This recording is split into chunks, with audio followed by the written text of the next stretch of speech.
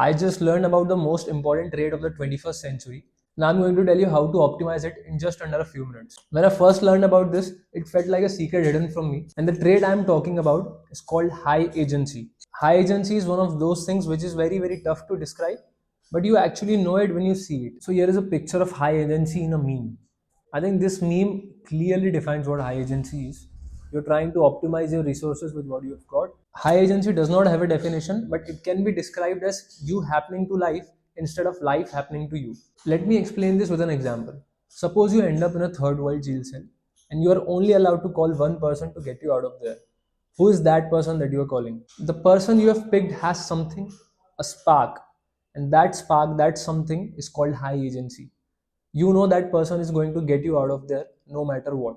You have given the person you would call a seemingly impossible problem in a real world with no guidebook, and you're still betting on them to find a solution. That's how you know that a person is high agency. High agency basically means actively taking initiative to get the task done in an efficient manner instead of always hiding behind the excuse of the right moment. Let me tell you an interesting thing.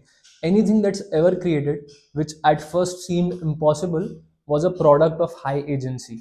Without high agency, that would not have been possible. You can take the example of rockets, ships, airplanes, electricity, telephone, you name it. Almost everything that you are using now on a daily basis was once mocked upon and is a product of high agency. It came into existence due to the curiosity and observation of people, but more importantly, of people with high agency. If they did not possess that agency, then there would not have been any invention. They would have just come up with an excuse and justify that by saying it's never been done before. Because it's very, very easy. High agency is basically going against the odds, it's going against the tide. I would say a huge credit and thanks to George Mack for bringing this concept up to everyone on Twitter. Every and anything I'm saying has been learned from George Mack. This is nothing original. I personally came up with a definition of high agency, which is the difference between a rational thought and its action or its application. The lesser the difference between the two, generally the higher the agency a person has. I think we can use this as a heuristic, but if you want more science as to what is actually high agency, and you also might be wondering, as I did, do I have agency? And let me tell you the bad news, which is low agency is the default for the most of us. But the good news is that you have agency over your agency. So you want to know how to spot high agency people. These are the traits or characteristics of a high agency person. Number one is weird teenage hobbies. If as a child or a toddler, they were already going against the tide at such a young age without knowing what was happening around them, they probably had high agency, because from your childhood you are being constantly pushed into the direction which all the other people have gone. You need to realize and figure it out. This might not be the way that I want to go with. You maybe go against your parents, you maybe go against your friends, but you are actually going against the tide, which proves that you have some sort of agency. Number two is immigrant mentality.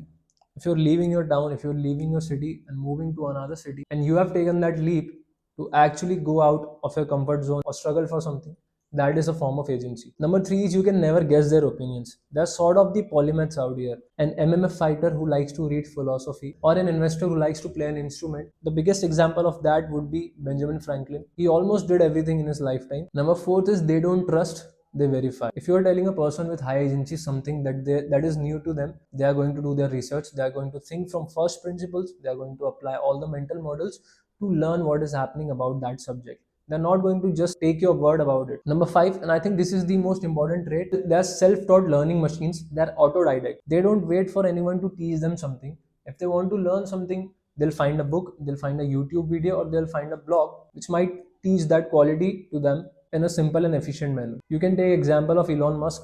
He taught himself how to build rockets while learning from books. He knew that the conventional path of learning from a school might not give him the most productive results, so he went the other way. Number six is they question the question. They don't take your word for it. It also means they like to think from first principles. They like to get to the root of the problem. I think one way to become an extremely high agency person is to use inversion technique and find out what makes you a low agency person and absolutely avoid those habits. Inversion is basically finding out what not to do instead of focusing on what to do. So if you want to become a high agency person, you need to avoid the things that are actually making you a low agency person. Figure out what the low agency traits are and just simply avoid them. It's a simple trick, but it's an important one. Inversion is often overlooked since it's very easy to dismiss. No one thinks they might be doing something basic wrong, and they just focus on try to do extraordinary things instead of focusing on the basic things. And even when applying some basic tricks like avoiding what not to do is more efficient than doing extremely smart things. Few low agency traits are: number one, a person is trying to sound like a victim. And even if you are a victim of something, it is very counterproductive to feel like a victim.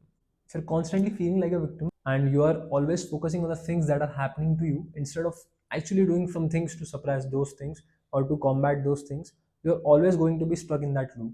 Even the smaller problems would start to become bigger just because you have made them so. If a person uses a lot of buts and ifs, the irony here, we all use them sometimes.